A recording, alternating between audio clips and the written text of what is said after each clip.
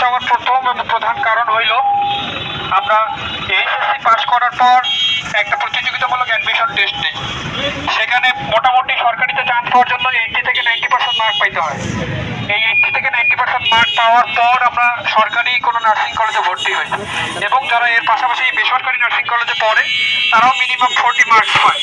কেউ যদি 40% মার্কস না পায় সে কিন্তু কোনো বেসরকারি নার্সিং কলেজে ভর্তি হইতে পারে না। এই ভর্তি হওয়ার প্রসেস শেষ হওয়ার পরেই আমরা 3 বছর ক্লাস করি, এর পাশাপাশি ক্লিনিক্যাল প্র্যাকটিস করি, এবং এই কোর্স শেষে 6 মাসের ইন্টার্নশিপ করি। আমাদের এই সম্পূর্ণ পুরো কোর্সটাই কিন্তু ইংলিশ ভার্সনে চলে।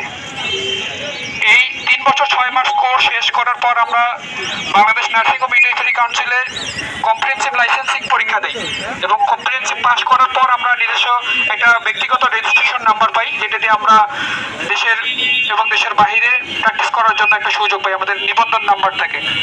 এত কিছু করার পরও তারপরও আমাদের দিন শেষে মান রেখে দিয়েছে এইচএসসি পাস।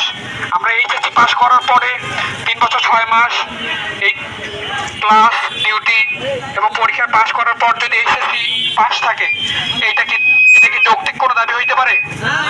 আমরা এই এইচএসসি পাস সমমানের সম্পূর্ণ বিরোধিতা জানাই, এবং আমাদের এই কোর্সকে সরাসরি ডিগ্রিতে সমমান করার জন্য আহ্বান জানাচ্ছি।